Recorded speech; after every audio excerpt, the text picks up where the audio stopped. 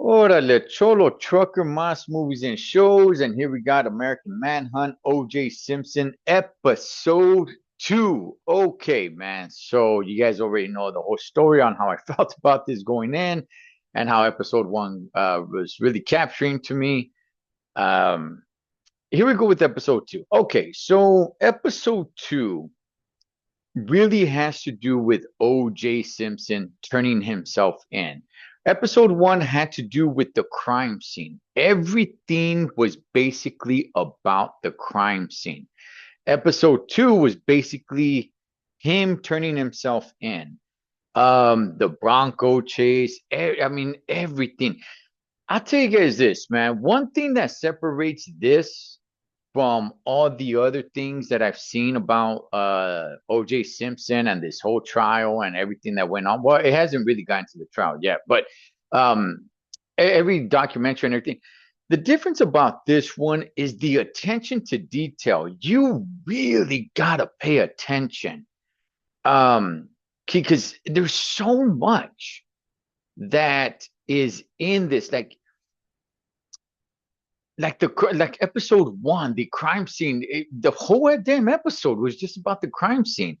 The attention to detail. Now this one was all about okay, you know what, um he's our number one suspect and we're gonna bring him in. And now how do we find him? Okay, oh, he's gonna turn himself in. Oh, okay, he's gonna turn himself in at 10 o'clock. Okay, we got that meeting arranged. All right, cool. All right, we push it back to 11 o'clock, push it back to noon. Oh, he left the letter. Now nobody could find him. Okay, now where do we look for him at? But now we're trying to find him. Now LAPD is trying to find this guy. And I mean, the attention to detail on all this is incredible. Um, the chase, I didn't know some of this stuff. Now, maybe some of you guys did. I didn't.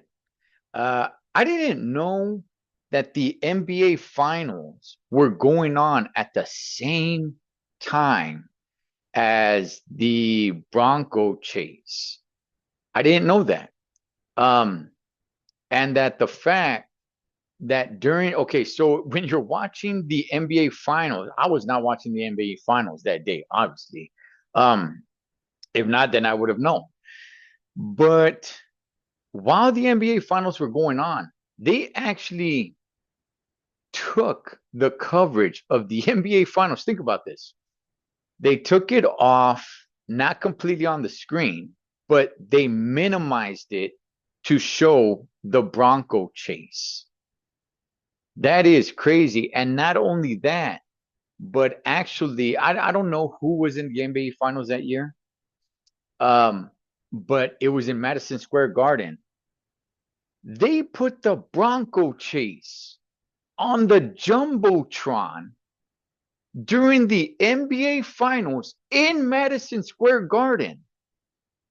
What the like, are you crazy? You are there at Madison Square Garden watching the NBA Finals and the Jumbotron in the arena switches to the Bronco OJ Simpson high speed pursuit or low speed pursuit, as some may say. That is insane. I never knew that. I did not know that. Here's another thing I didn't know, and maybe some of you guys did. Maybe some of you guys know all of this. Here's another thing I didn't know. The white Bronco, I thought that was OJ Simpson's white Bronco because Simpson had a white Bronco, which was part of the evidence in the murder, right? Because it had blood in it. And I'm like, oh, okay. I thought that was his Bronco.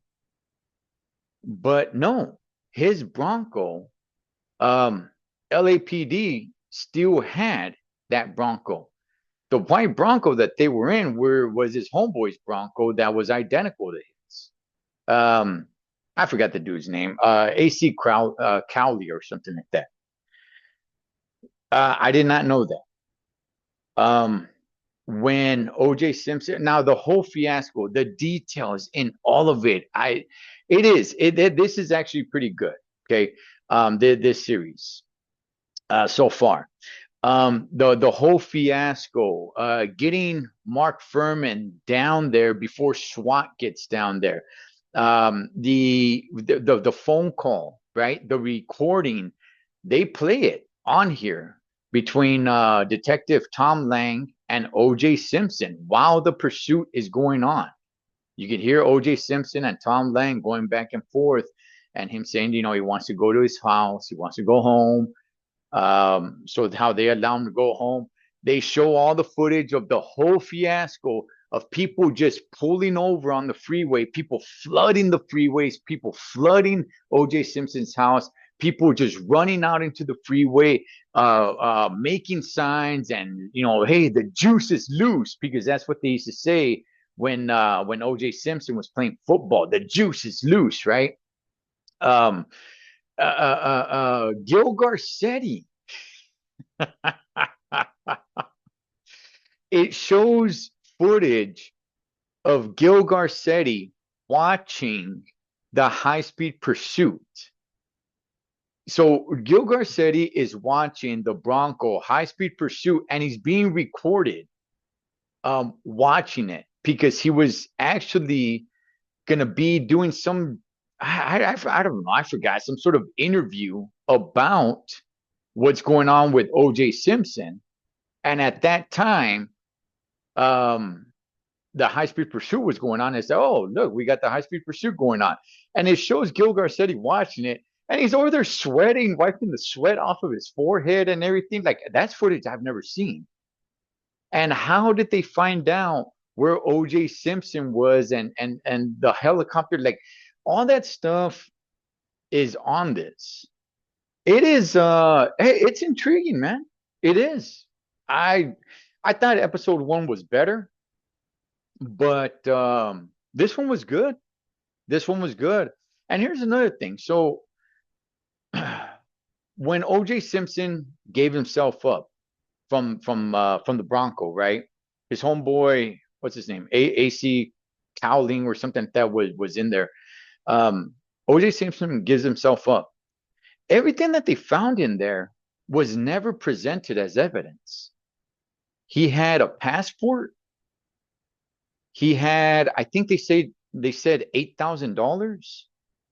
He had a disguise kit which contained like mustache, eyebrows, like a disguise kit, man. And the gun. None of it, none of it was ever presented as evidence. And then this is where we first meet um, one of his lawyers. I forgot the dude's name. I'll make sure I get it for the on the next episode. But it was the guy, the black guy that worked under Johnny Cochran. Now, I've seen him in other documentaries. I have. Man, I'll tell you, on this one, maybe it's just because he got older. Maybe it's because he doesn't really take care of his teeth much. Damn, this dude looks scary. He looks like an evil villain in this one. But he's there, he's talking, he's giving his side. And again, I've seen him in other documentaries before as well, right? I didn't know, man.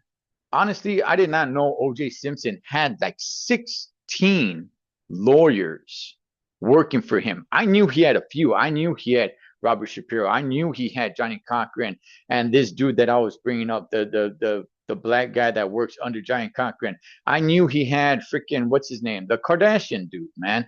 I knew he had a few lawyers. I did not know he had 16. I didn't know he had that many. Obviously, I don't think all 16 were there in court, but wow, he had a lot. And definitely, the whole saying of when OJ Simpson was in the back of the police vehicle and the police cruiser, and as they're driving away from his home, and famously, everybody already knows when he said, "What are all these N words doing in Brentwood?" Um, Definitely when they're painting it, painting it that O.J. Simpson really had no connection to the finger quotes black community, and how how that was going to be their plan, right? Because Johnny Cochran was all about the black community. And yeah, man, that's basically where it ended. And looks like we're gonna start getting into the court stuff on episode 3. But for episode 2, that's basically what it was all about. And what the attorney, the black dude, again, I'll get his name for episode 3, but the black guy that worked under Giant Cochran, he gave he gave the analogy, right? Then this is how episode 2 ends. He gave the analogy on a on a big bowl of spaghetti, and he said, "Okay, this is how we got to do it. You got this big bowl of spaghetti, and you're eating it, okay? And then as you're eating it, you see a cockroach in the spaghetti. What do you do? Do you remove the cockroach and keep eating it? Or do you throw the whole bowl of spaghetti out because the spaghetti has been tainted?" And that's how it ends. So it was good, man. It was good. I enjoyed it. I tell you, man. I'll tell you, I was really avoiding this, but I'm having a pretty good time watching it. But yeah, man, that was episode 2 of American Manhunt, O.J. Simpson on Netflix. Cholo Trucker, M.A.S. Movies and Shows. Catch you guys on episode 3.